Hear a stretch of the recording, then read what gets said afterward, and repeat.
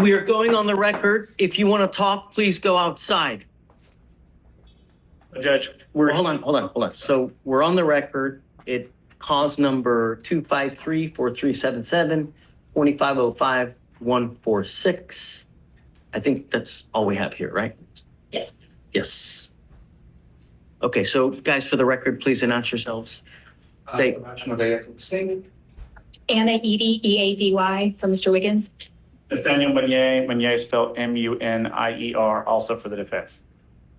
So hold on, before you get into anything, state. You wanted to bring something to the court's attention. Yes, Judge. So we had received a call that Mr. Wiggins was in violation of the protective order that was in this VPO, and that he was reaching out to the complainant witness in this case. We have checked the jail calls.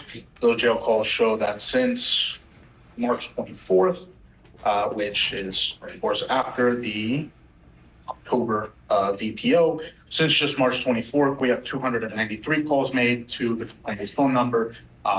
Just yesterday, we had, I believe, 28 calls to that number as well. So in one day, you're saying he made how many calls?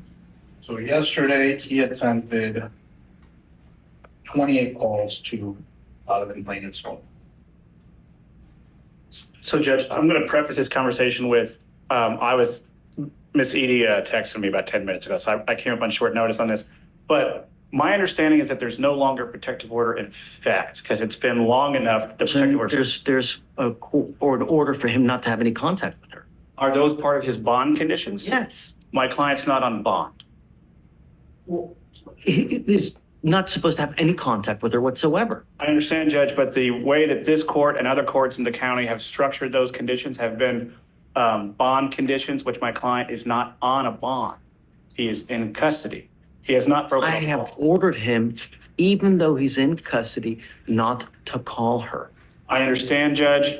Assuming that he had violated some form of a court order that is not a bond condition, I believe the appropriate remedy would be contempt, and which would be a separate criminal proceeding. At the same time, for Ms. Eady talking to me today, it sounds like that the court was going to order ag-seg in the jail, so the formal... The only way that we can revoke phone privileges on someone is ag-seg. Yes, Judge.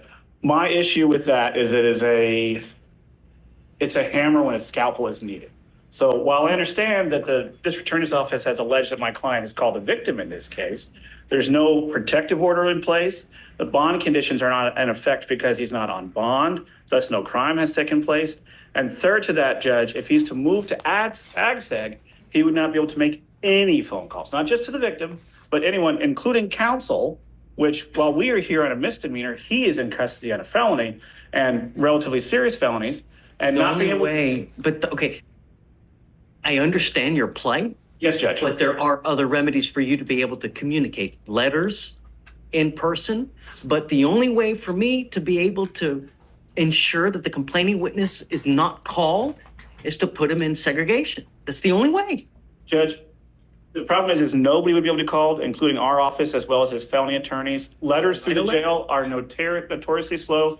A letter to my mother, who lives in the same city, takes 4 days. And in the jail, you're taking over And a I'm week. willing to put him on the docket one time a week so you guys can have contact. Which the problem is, Judge, we would no longer be able to have any form of private contact, and that would only take care of the misdemeanor and not the felony. And not to be impolite, Judge, him having conversations with us are saying, hey, what's going on with the felony? And any jail visits that take place in ag-seg are actually recorded. They're notified by counsel going through the door that those calls are being recorded. I don't have any other option to not prevent Judge, phone calls. This would violate my client's 5th, 6th, 8th, and 14th off the top of my head constitutional rights. Right, self-incrimination because every conversation is going to be monitored going in and out of the jail because they're going to be recorded via jail visits. He will no longer be able to have private visitation inside the courthouse. You can pull them out. You can have private visitation in the rooms there. It's not about me, Judge. It's about felony court is a serious issue. But that's the. Why are you worried about felony court? Because that's why he's in, Judge. Then that's also in because of ours. Our bonds are at $60,000. I understand, Judge, but the reason that this is taking as long as it is and it's been taken as serious as it is because he's in custody on a felony, and this court making him to where he cannot participate fully with counsel is There are other means for you guys to participate, but I've ordered you not to have contact with her. You've called her now over 300 times. I don't understand why you guys aren't filing additional charges anyways. sorry, Judge, I missed the last statement. I'm The sorry. only way that I can prevent him from making 300 phone calls is to put him in So another wing. I was going to talk with the DA, and obviously, if my client's making these calls, and that's an if, he's dialing a single number, the jail's numbers can be easily blocked. I've done it on my cell phone numerous times when I've changed cell phones. Over the weekend, last weekend, I had 15 jail calls from one client.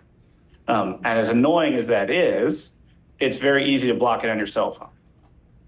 And I assume the victim could do the same. I have not heard anything from the state. Tell the victim what to do, Nathan. I'm not gonna say, can you please block your number so we can't call you? The least restrictive means, Judge, strict scrutiny dealing with constitutional rights. No other way to prevent him from making phone calls. I have acquiesced to you guys before, and I have admonished him before, please don't. We put you in seg last time. You were there a month. You came here begging and pleading, I'm not gonna do it, I'm not gonna do it. And now we have 300 phone calls.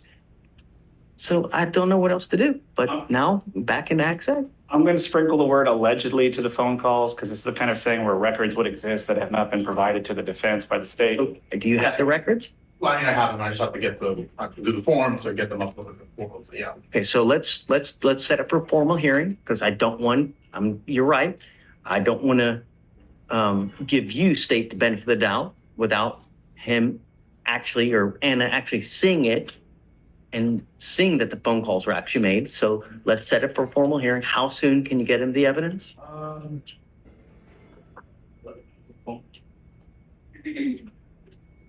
to think about last time that I had to.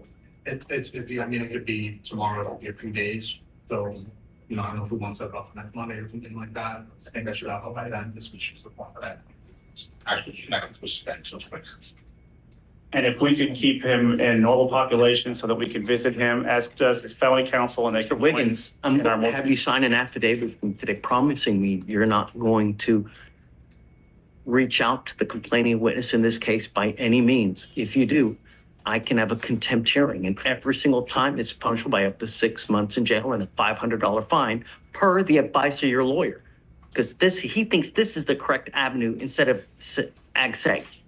Do you understand? No. Don't contact the complaining witness. Don't use anyone else to contact the complaining witness. Don't use anyone else's number to contact the complaining witness. I'm going to rephrase what he just said. That means calls going through third parties. So if you call mom and have mom call her, that's against the rules. If you call mom and have mom forward the call, that's against the rules. Et cetera, et cetera. Yeah. Okay.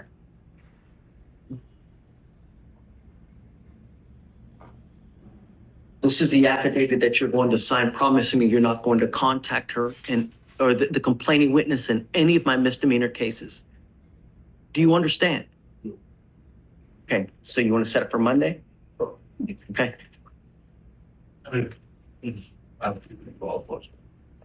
Let's just get it as soon as you can, get it to them. Have a hearing on Monday to see whether he's actually making the phone calls that we ordered him not to. This is you swearing that you will not make these calls. And let it be clear that I truly have no least restrictive means than to deny his ability to make phone calls to the complaining witness. There really is no less restrictive means. Judge, my understanding is that the jail can prevent Mr. Wiggins' SPIN number from calling him. In the last time, he used someone else's SPIN number to make the phone calls. That was last. So, Yeah. well, we'll see this time. I don't know. Okay, all right. Just always tell the record, Mr. Wiggins, I want you to make this aware that this is the court having you swear, which is legally binding, that you will not be making any calls. And if you violate this sworn oath, then that is punishable under the law. You understand? Sure. Okay. Thank you, Judge. In this courtroom hearing, a judge is confronted with a serious violation of a court order by a defendant who is already in custody. According to the prosecution, the defendant allegedly made 293 phone calls to the complaining witness since March 24th. This is especially concerning because the court had already issued a strict no-contact order, meaning the defendant was legally prohibited from contacting the victim in any way. What made the situation even more alarming was the frequency of the calls. Prosecutors told the court that on one single day, the defendant attempted to call the victim 28 times. Judge Fleischer expressed clear frustration as she addressed the situation in court. She explained that this was not the first time the defendant had violated the rules while in custody. Previously, he had already been placed in administrative segregation, commonly known as SEG. This is a form of isolation within the jail where inmates lose many privileges, including the ability to make phone calls. At that time, the defendant had pleaded with the court for another chance. The judge allowed him to return to the general population, expecting that he would follow the court's orders. However, the new allegations suggested that the defendant once again ignored those conditions. Because of this repeated behavior, Judge Fleischer initially indicated that she was prepared to place the defendant back into segregation immediately in order to protect the victim from further contact. But the defense attorney, Daniel Munier, pushed back strongly against that decision.